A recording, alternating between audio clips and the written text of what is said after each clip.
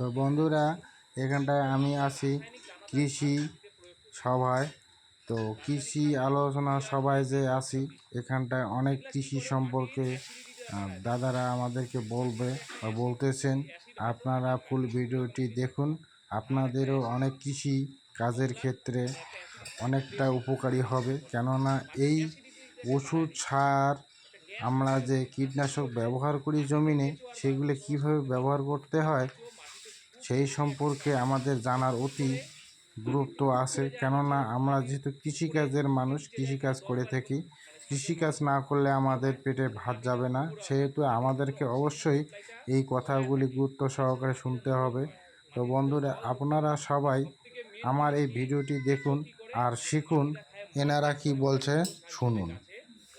আমার সাথে আমার সহকর্মী গোবিন্দ মণ্ডল, নমস্কার। ওর বাড়ি ময়নাগুড়ি, জলপাইগুড়ি ময়নাগুড়ি। তারপরে আছে অনন্ত মণ্ডল, ওর বাড়ি জলপাইগুড়ি তালমা, রাজগঞ্জ। তারপরে আছে হলো মৃণাল রয়, ওর বাড়ি হলো হলদিবাড়ি, কোচবিহার ডিস্ট্রিক্ট হলদিবাড়ি। আমার বাড়ি হলো বেরুবাড়ি, জলপাইগুড়িতে। আর আমার আপনাদের লোকাল ছেলে এখানে বিশ্বজিৎ বর্মন, ওর বাড়ি তো এইখানেই, আপনারা জানেন। আজকে আমরা আসছিল Ram science crop science private limited নামের একটা কোম্পানির থেকে। আমাদের কোম্পানিটা বিগত 53 বছর ধরে চাষিদের সার্ভিস দিয়ে যাচ্ছে। 1-2 বছর না, বিগত 53 বছর। কিন্তু হয়তো কিছু কিছু প্রোডাক্ট আপনারা চিনেন, হয়তো আমরা এখনো পুরোপুরি ভাবে আপনাদেরকে আমরা কোম্পানি সম্বন্ধে এখনো জানাতে পারিনি। কিন্তু আমাদের কোম্পানিটা আজ থেকে 53 বছর ধরে আমাদের চাষিদের সার্ভিস দিচ্ছে। আমাদের কোম্পানি হলো চেন্নাইয়ের জিনিস, মানে ইন্ডিয়াতে একটা প্রচলিত আছে কথা, চেন্নাইয়ের মানে সাউথের চিকিৎসা, সাউথের জিনিস মানে মানে গুণগত মানে ভালো হবেই। আমাদের কোম্পানি সেরকমই চেন্নাইয়ের কোম্পানি, 1-2 বছর পুরান কোম্পানি না, অনেক বছর পুরান কোম্পানি, যেটা আপনারা দেখে বিশ্বাস করতে পারেন। নতুন কোম্পানি যে আজকে আসলো কালকে চাষিদের মাইরে চলে গেল, বুঝতে পারবে না। 53 বছর ধরে ব্যবসা করতেছে, তাই এটার উপরে বিশ্বাস করতে পারে। আমাদের কোম্পানিতে A to Z যেই চাষ আছে, সব চাষের জন্যই প্রোডাক্ট আছে, যেটা আমার সহকর্মীরা বলবে একটু করে। আমি প্রথমে কিছু বলিনি। আজকে আমরা কৃষক আলোচনার সবার করার উদ্দেশ্য হলো একটাই কারণ, যে চাষিদের একটু জানানো যে আমরা কোথায় ভুল করতেছি, যাতে আমাদের চাষ করার খরচাটা দিনের পর দিন বাড়তেছে। কোথায় আমরা ভুল করতেছি, যার জন্য এত পোকামাকড়, এত মশা, ওয়েদার একই রকম থাকার ফলেও মশাটা ছিল। কেঁচো রেডিমেড আপনাদের জৈব সার বানায় দিত। আজকের দিনে এত পরিমাণের সার ব্যবহার করার ফলে কেঁচো আজকের দিনে দাঁড়ায় মাটিতে নাই, বুঝলে। তার সাথে মাটিতে একটা উপকারী জীবাণু থাকতো, যেটার নাম হলো রাইজোম, মাইক্রোরাইজা ব্যাকটেরিয়া, যেটা সাদা শিকড়, যে কোনো গাছের সাদা শিকড় বৃদ্ধি করে। সাদা শিকড় কি করে, মূল খাওয়াগুলো আর অনুখাদ্যগুলো আর জল, সাদা শিকড় দিয়ে গাছ মেনলি সাপ্লাই মানে টানে মাটির থেকে। সাদা শিকড়ের বৃদ্ধিটা এই জীবাণুগুলা নাই যে মাটিতে। ভাইরা একটু চুপ থাক, একটু শুন, বড়রা শুনতে একটু শুন, তোরাও শুন। সাদা শিকড়ের বৃদ্ধিটা আজকের দিনে দাঁড়ায় ওই ব্যাকটেরিয়াগুলো যেহেতু মাটিতে নাই, অতিরিক্ত সার দেওয়ার ফলে ওই মানে সাদা শিকড়ের বৃদ্ধিও সেরকম করে হতে পারতেছে না। গাছ খুব প্রথম থেকেই গাছ চারা অবস্থা থেকে গাছ খুব দুর্বল হিসাবে হ্যান্ডিক্যাপের মতন বাড়তেছে, যেটা খুবই মানে তুলার মতন মানে নরম বলতে পারেন, ওই সেন্সে নরম না, একটুতে রোগ আক্রমণ করে গাছ হতে, মানে গাছ আগের মতন ইমিউনিটি নাই, রোগ প্রতিরোধ ক্ষমতা নাই।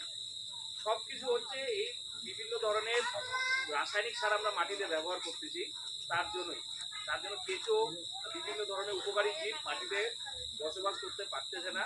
তার জন্যই আমাদের মাটির এত বড় ক্ষতি হচ্ছে, আর গাছ পরিচর্যা করতে আমাদের এত খরচা হয়। তার সাথে দেখবেন গাছ আর আগের মানে মাটি আর আগের মতন জল ধরতে পারে না, জল ধরে নিজের মতো ধরে রাখতে পারে না। একটু বৃষ্টি হলে জলাকার হয়ে যায়, ওয়াটার লগ হয়ে যায়। এটাও কিন্তু এই যে মানে মানে এত পরিমাণে সার ব্যবহার করতে মাটির গঠনটা খারাপ হয়ে যাচ্ছে। গঠনটা খারাপ হওয়াতে মাটি জল টানতে পারতেছে না, আর একটু খরা দিলে মাটি একদম শুকায় যাচ্ছে, পাথরের মতো হয়ে যাচ্ছে। তার সাথে রোগ পোকার আক্রমণ তো দেখতেছি দিনের পর দিন বাড়তেছে। আর এগুলার থেকে আমরা এখন বাইরে হবো কেমন, এগুলার থেকে বাইরে হওয়ারও পদ্ধতি আছে, নতুন যুগ এসে বলছে তরল সার, যে ব্যাপারে আমার সহকর্মী আপনাদের জানাবে যে এই রাসায়নিক সারগুলা বন্ধ করে তরল সার কেমন করে আমরা আপন করে নিব, ওই ব্যাপারে আমার সহকর্মী গোবিন্দ মণ্ডল আপনাদের।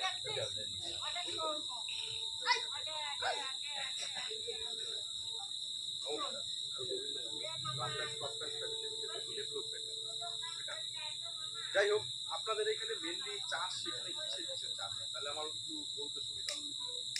এখানে কপি, আলু, বেগুন, টমেটো সব মানে সব চাষ মানে মেনলি ভেজিটেবল, রবি সিজনে পুরো চাষ এখানে। মানে মেনলি ভেজিটেবল। চা বাগান কি অল্প স্বল্প? না না, চা বাগান নেই। চা বাগান নাই, মেনলি ভেজিটেবল।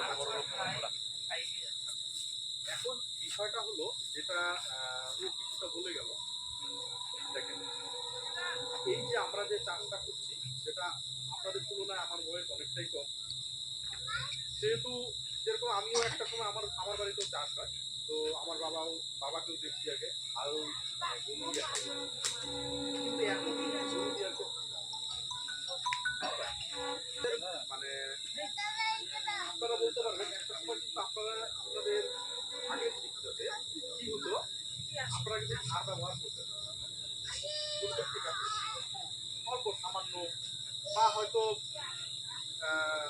তারও যদি আগে দেখা যায় রাসায়নিক সার হয়তো ব্যবহারই হতো না। তো রাসায়নিক সারটা কিভাবে আপনি রাসায়নিক সারটা হলো আমাদের মানে আসলো মার্কেটে।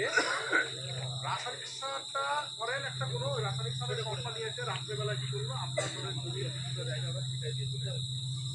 2-3 দিন বা কয়েকদিন পরে ওরা আসার পরে আপনাকে নিয়ে গিয়ে দেখাইতে ওরা যে দেখেন তো এই জায়গাটার মধ্যে আর এই জায়গাটার মধ্যে এই জায়গাটা চেহারা গেছে। তো তখন ওরা বলতো এটা বলেন যে কিসের জন্য চেহারাটা হচ্ছে, এইখানে আপনার জমিতে রাত্রেবেলা এসে আমরা এরকম সার ছিটাই গেছিলাম, যার জন্য এইটা হয়েছে। এইভাবে ধীরে ধীরে ধীরে ধীরে কি হচ্ছে, রাসায়নিক সারটাকে কিন্তু সমস্ত কৃষকের ক্ষেত্রে ব্যবহার করার মতো শিখে গেছে। এবার রাসায়নিক সারটা এমন জায়গায় চলে গেছে, আমরা যদি বাড়িতে একটা লাউ গাছ লাগাই খাওয়ার জন্য, তার মধ্যেও কি করি, ওই অল্প একটু হলেও রাসায়নিক সার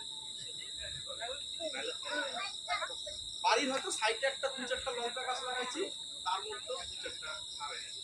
মানে রাসায়নিক সার চাষ করা হতো, কাকু যেরকম বলতো অল্প সার দিলেই হয়ে যেত, তাহলে এখন কেন হয় না?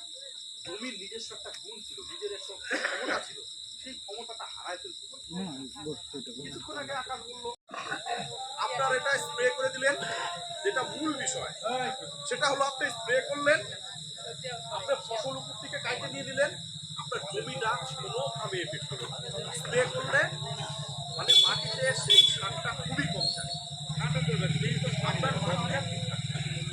আর এটা কি আছে, গ্লাইসিন ফর্মে আছে, যেটা আপনার গাছ অতি সহজেই খাবারটা নিয়ে নিতে পারে, অতি সহজেই গাছ এই খাবারটাকে নিতে পারে এবং আপনাকে প্রোডাকশনটা দিয়ে দিতে পারে। এগুলো হলো আমাদের এই তরল সারের কিছু বেনিফিট। দেখেন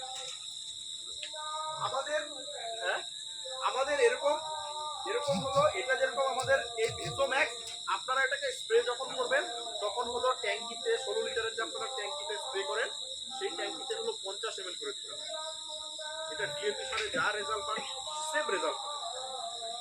এটা আপনারা টমেটো বলেন, আলু বলেন, তারপরে কপি বলেন, সমস্ত চাষেই করতে পারবেন। এবার কিছু কিছু তো জায়গা আছে কখন কোনটা কিভাবে ব্যবহার করতে, অবশ্যই এটা একটা ব্যাপার আছে। বা আপনারা মূল সার প্রথমে যখন দিবেন তখনই বা কি করে দিবেন, তাই না? এটা কিন্তু একটা বিষয় অবশ্যই থাকে। সেই বিষয়টা হলো যখন ধরেন আপনারা আলুর চাষ ভালো আছে, আলুর চাষে যখন আপনারা প্রথম যে স্প্রেটা দেন, ওই স্প্রের সময় আমাদের ভেজোম্যাক্সকে দিলে কি হবে, আপনার আলু গাছটাকে বাড়তে সাহায্য করবে। নাইট্রোজেন আছে, ফসফরাস আছে, শিকড়টাকেও বাড়াবে, আপনার গাছটাকে বড় করবে তাড়াতাড়ি করে, ঠিক আছে? এটা আপনার গাছকে গ্রোথ করবে। এবার আপনারা তো পটাশ দেন, আমরা কি করি, সারটাকে একবারে ছিটাই দিই, পটাশ ইউরিয়া সব মাথায় টাকা একবারে ছিটাই দিই তাপমান দেওয়া। আপনারা এটাকেও ঠিক ওইভাবে